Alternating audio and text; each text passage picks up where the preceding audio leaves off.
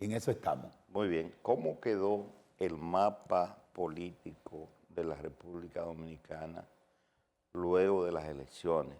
Sobre todo viendo que algunos partidos que eran mayoritarios pasaron ahora a ser minoritarios.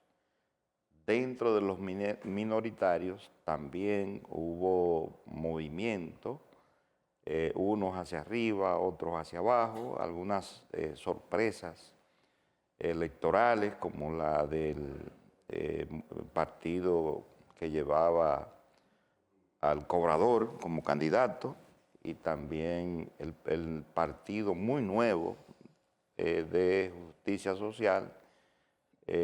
Ambos sobrepasaron el 1%, la barrera del 1% de votación.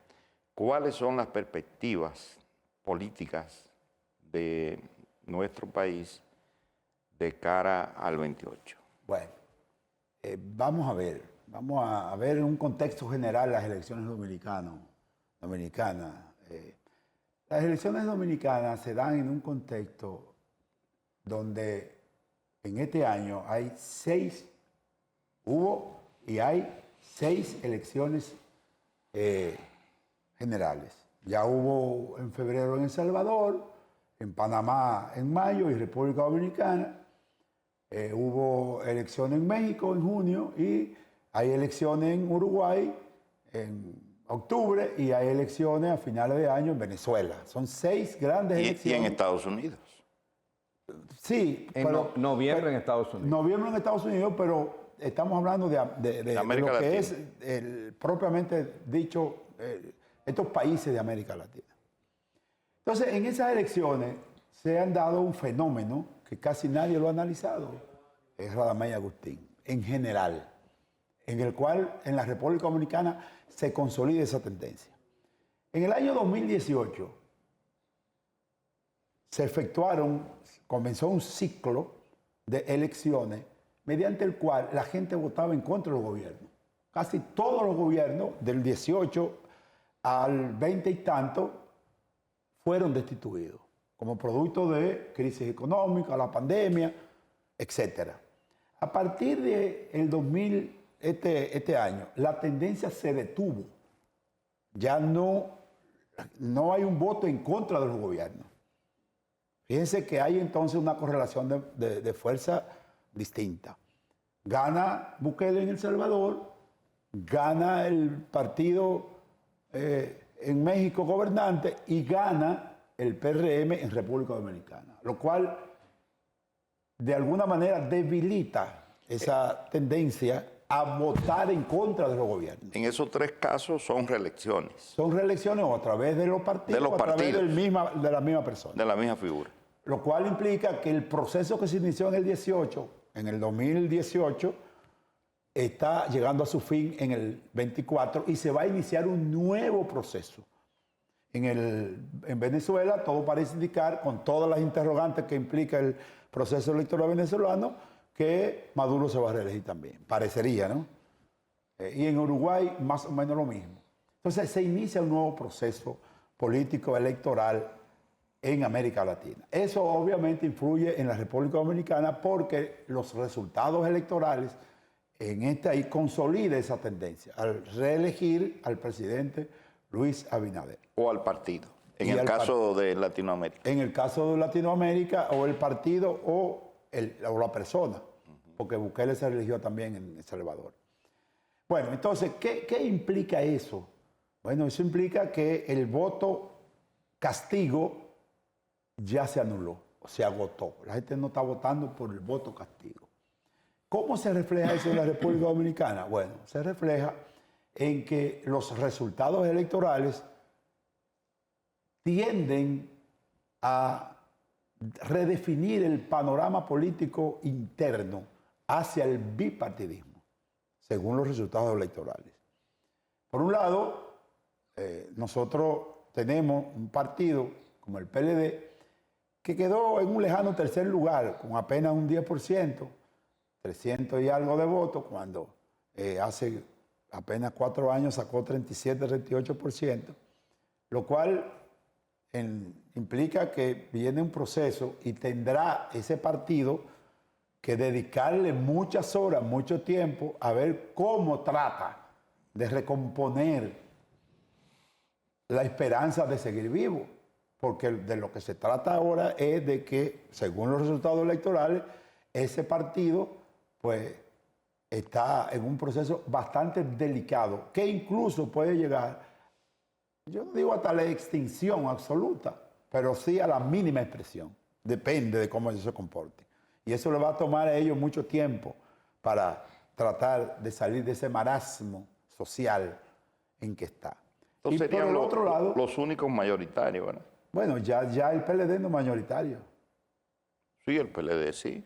Bueno, mayoritario porque aquí sacó más del 5%. Aquí mayoritario es el que recibe fondos de la Junta Central Electoral. Desde el punto ¿Qué de definición es? Sí, bueno, desde el punto de vista de los fondos es mayoritario, porque es el 5%, sí, pero desde sí. el punto de vista de lo que es la votación general, es un partido prácticamente que no está en competencia, con un 10%, ¿no?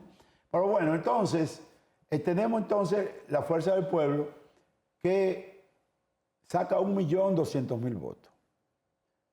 Obviamente, si tú ves la lógica formal de los acontecimientos y dices, bueno, la Fuerza del Pueblo sacó en el año 2020, apenas hace 4 años, lo mismo más o menos que sacó el PLD ahora, aproximadamente. Y entonces la lógica formal te indica a ti que aumentó real y efectivamente. Ahora, ¿qué pasa? Que todos estos acontecimientos se está dando en un contexto en que a partir de ahora la sociedad es otra, no solamente en República Dominicana, sino en América Latina. Y está exigiendo de los partidos políticos, incluyendo el PRM, que fue el gran ganador de estas elecciones desde el punto de vista institucional, que no se puede considerar un partido hegemónico ni dominante por razones de definición, pero es un partido que controla. Dominante sí, hegemónico no. Dominante podría ser, porque el partido dominante, según las definiciones de los tratadistas de ciencia política, es cuando un sistema político está marcado por un autoritarismo bien marcado. Y ese no es el caso del PRM. Fíjense que la actitud del presidente Partido Luis Abinader, Comunista Chino sería un partido dominante. hegemónico. Bueno, Dominante y hegemónico. No, hegemónico. Nada más uno solo. Okay. Cuando es dominante, porque hay varios, o dos, bipartidismo. O sea, cuando es un partido dominante, predomina el bipartidismo. Aquí, el proceso de bipartidismo está en proceso. Todavía no está consumado, va en proceso, está por definirse. Entonces, ¿qué resulta? Que el partido, fíjese que aun cuando Luis Abinader gana de manera abrumadora las elecciones, lo cual le da un evidente mayor legitimidad de ejercer el poder, ¿qué es lo que él hace? Que predomina en él la voluntad de diálogo para gobernar. Y esa es la política moderna. La democracia actual en el mundo conlleva a buscar agendas de acuerdo, de común acuerdo, agenda para negociar correlación de fuerza, con el reconocimiento, obviamente, dentro del marco de esa correlación de fuerza, quién tiene el poder y quién no lo tiene, porque los partidos no pueden perder la esencia de su existencia, que es la búsqueda del poder. Entonces, la sociedad ha cambiado. Hay que llamar la atención, Radamés y Agustín, de que los partidos políticos en República Dominicana, al cambiar lo que es la estructura sistémica de los partidos, tiene a cambiar la cultura política también. Y la sociedad, por lo menos la sociedad activa y civil, le exige a los partidos nuevas y novedosas prácticas políticas de acuerdo al desarrollo nacional. Entonces, el partido que crea que puede capitalizar cualquier descontento a través de prácticas inapropiadas en el sentido de la vieja política, está equivocado.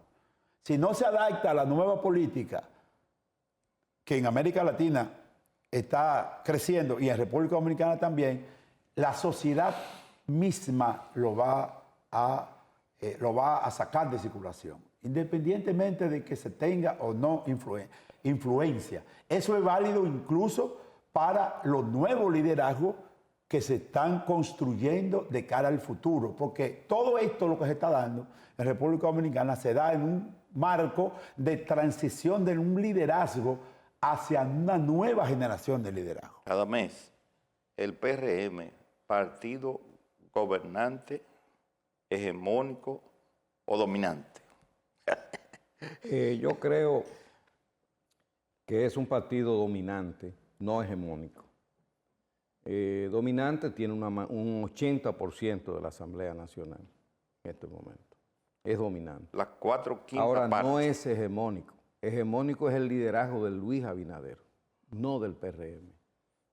Oiga, quizá pocas veces todo ha habido... Del país. O sea, entonces, el hegemónico es el liderazgo de Luis Abinader, no del PRM. El PRM le falta mucho para convertirse en un partido hegemónico. Hegemónico es cuando los partidos tienen una autoridad moral, intelectual y política en la sociedad. Es decir, que no es simplemente que tengan una mayoría mecánica en la Asamblea Nacional, sino que tengan una influencia decisiva en la sociedad a través de sus prácticas cotidianas y sus políticas públicas, ¿verdad?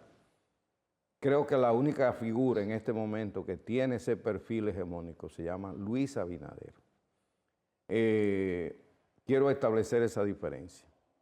En relación al PLD, se observa un declive histórico desde un 62 en el 16, que obtuvo Danilo Medina, un 37 o 38. Y alguito, 37 punto algo, ¿no? Exacto, casi 38 que tuvo el Penco. El Penco, como, bueno, pero Lo conocen el Penco. él es ministro de Obras Públicas, Gonzalo Castillo, y ahora Abel Martínez, que obtuvo un 10%. Hay un declive considerable, lo cual indica que ese partido está en una crisis, sin lugar a duda, en una crisis.